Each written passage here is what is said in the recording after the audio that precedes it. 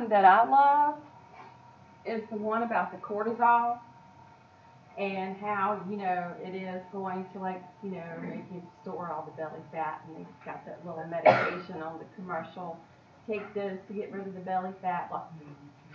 Now, being stressed, remember, being stressed, you can have good stress and bad stress, okay? But it's all stress. Huh? That's a good stress. Okay, perfect example. Our house that we're closing on Monday. It's very exciting. It's great. It's wonderful. And that's a good stress, but it's still stress. Yeah.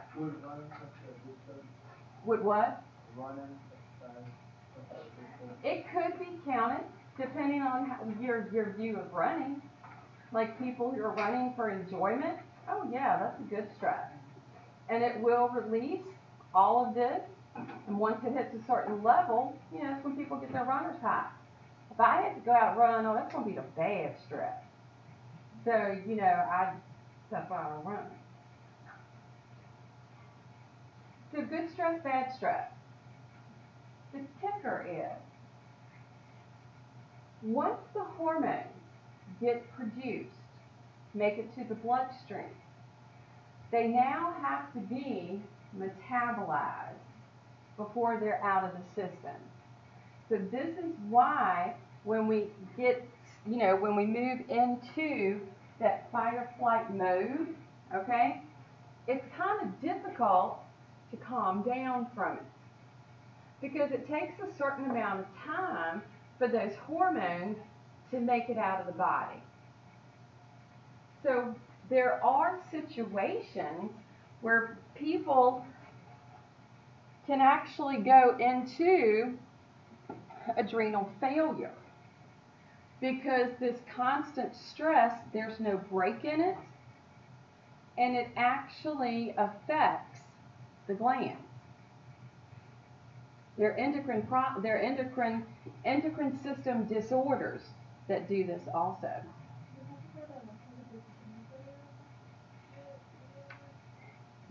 Even though the adrenal glands are located directly on top of the kidneys, they're not together, all right? It's sort of like the kidneys provide an area for them. So look at this. Now, their connection is the bloodstream.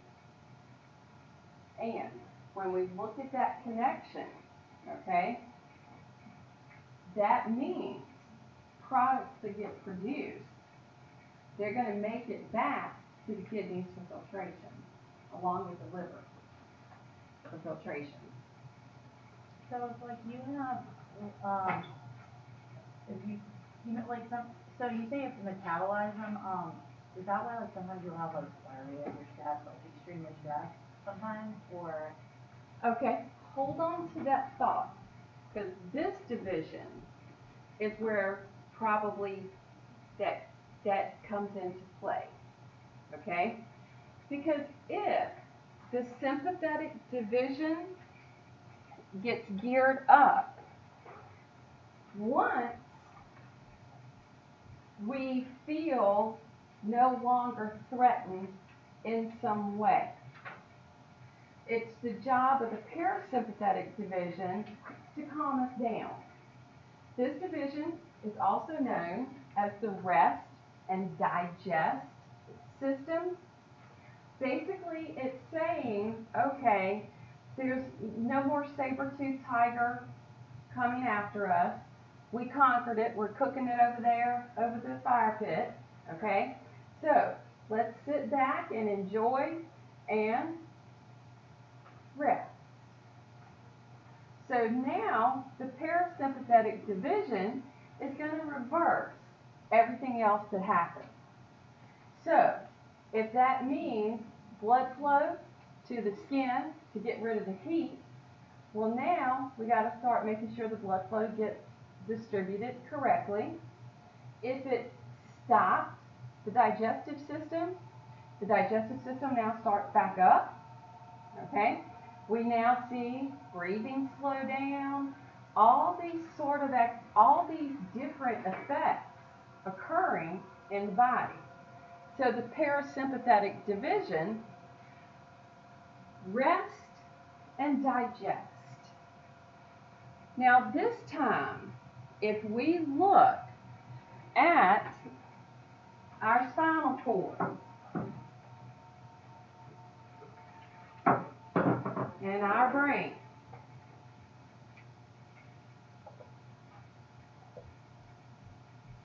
okay, this one is termed craniosacral.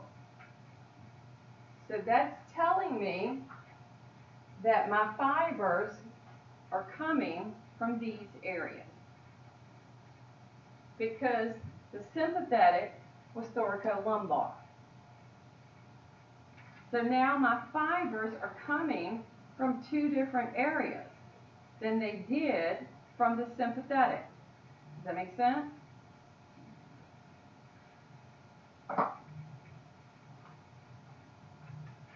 My fibers are now going to travel in my cranial nerves. Think about the ones that are up here, okay? And then my sacral nerves. This time, my pre-ganglionic fiber is really, really long. Look at where it comes from. The pre-ganglionic fibers, they come from my midbrain, my pons, my medulla, primitive region, and then my sacral segment, therefore being my craniosacral division. Those long pre-fibers, they make their way to what we term a terminal ganglion. That terminal ganglia, they are very close to their target organs. So therefore, the post fiber is short.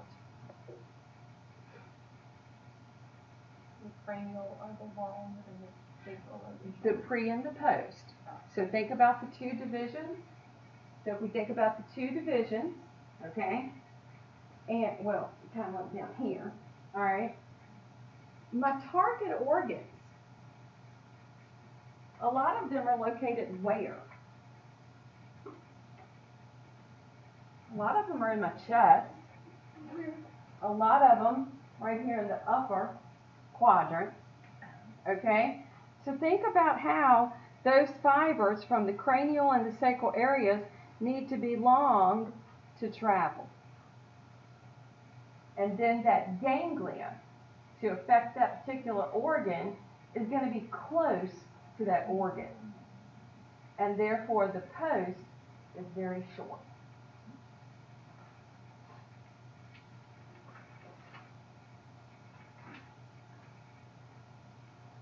My parasympathetic division is selective. My sympathetic division had no sympathy on a single organ of my body. But my parasympathetic is selective. So, there's very little divergence where one makes this huge effect that becomes widespread. There's not a lot of that.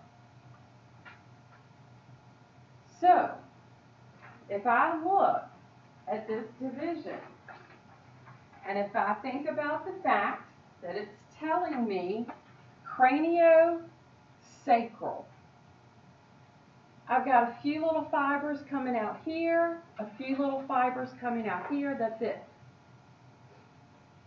Big difference from my sympathetic division.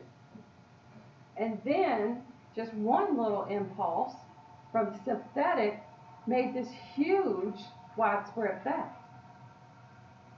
Well, now, not a lot in parasympathetic, and then parasympathetic's going to be selective on which organ it affects. So if we check to see what happens, what nerve was located in my cranial nerves that I liked a lot? My vagus nerve. So now, the vagus nerve hits every organ. So now my parasympathetic division, if it goes to the vagus nerve, it's going to be able to get to those organs. But let's look at what happens. We're going to travel by way of some of those cranial nerves. These pre-ganglionic fibers are really long, okay? And before I get to the organ that I need to affect, I have a ganglia, a terminal ganglion. So that pre-fiber goes, synapses in the ganglion of the organ it needs to affect, and passes by way of the post. And that's it. So that pre-fiber ends in the terminal area. So that means it'll only affect the area that it's leading to. I don't have it going all over the place like I did with the sympathetic. Now, however, what do I see for my vagus nerve?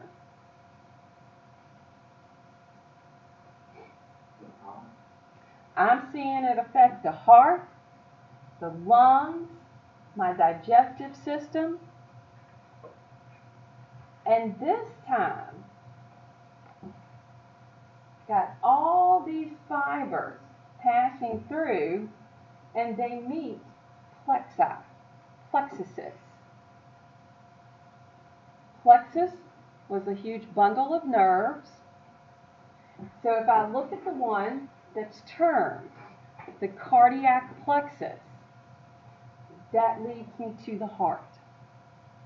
So when a patient is in trying attack, we usually tell them to lie down like they have a bowel movement to lower the heart rate.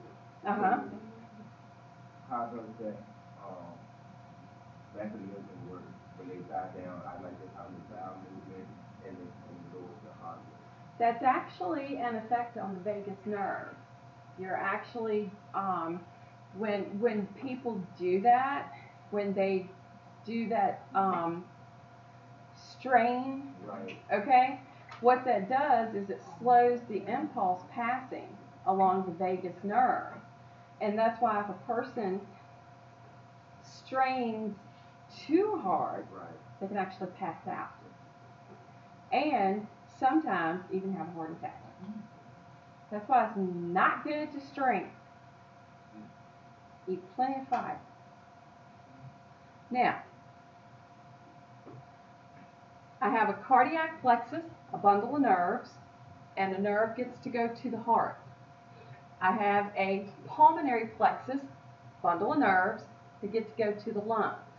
I have an esophageal plexus. Here's my little terminal ganglion, and then this really huge abdominal aortic plexus that gets to go to my digestive system.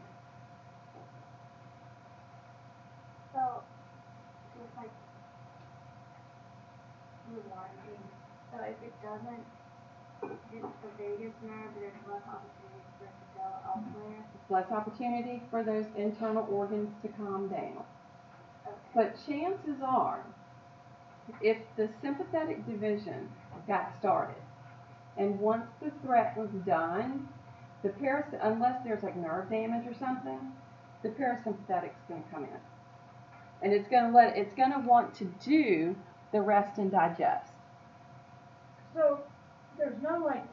four pathways or anything that. No, these fibers, there's not very many.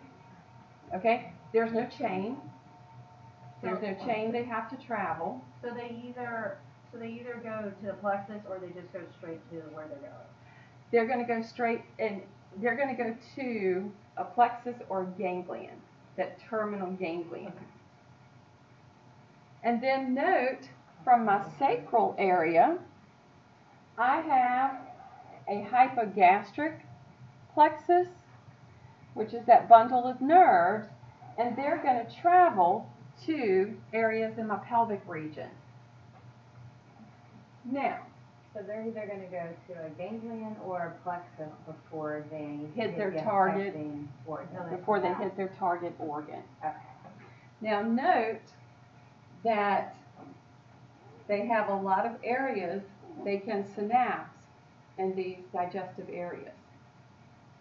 When we look at that prefiber in the heart, the lung, and the digestive areas, the prefiber is really long, and it looks like it synapses almost on the organ itself. But there will be a little bit of post fiber that it synapses to. So that post fiber is always really short. See how you kind of see very little red for the post fiber? It's like that. It's like it's almost synapsing directly on that organ because it wants it to slow down. And those ganglions that are more for like your eyes. Like the upper parts of the body, those are what? So you're close to the post is still very short. The post goes right there to what we call that terminal ganglion. The ganglion for the top. Oh, right. It goes directly to the area it's hitting. Like those ganglions are located to the actual area of their effect. No, what you see right here, like for example, the one that goes to the eye. Note that my pre is traveling by way of my oculomotor. There will be a terminal ganglion. Here is where it synapses with the post fiber, and that post fiber meets the actual smooth muscle. It'll actually, those terminal ends will actually go to that smooth muscle. And just right there. So to get this right, when you're in the sympathetic nervous system, it comes from the lateral horn, and when you're in the parasympathetic, it actually comes from the core of the cranial nerve. Well, now we're still in the lateral horn. Oh, okay. Okay, because the lateral side, okay, is still going to handle this autonomic nervous system. And that means the parasympathetic and sympathetic division. Okay, so it still comes from lateral. Yes, still comes from the lateral. Yes. Good job. All right. That clock's a little slow. I'm going to fix it. So let's take our break and be back at 9:30.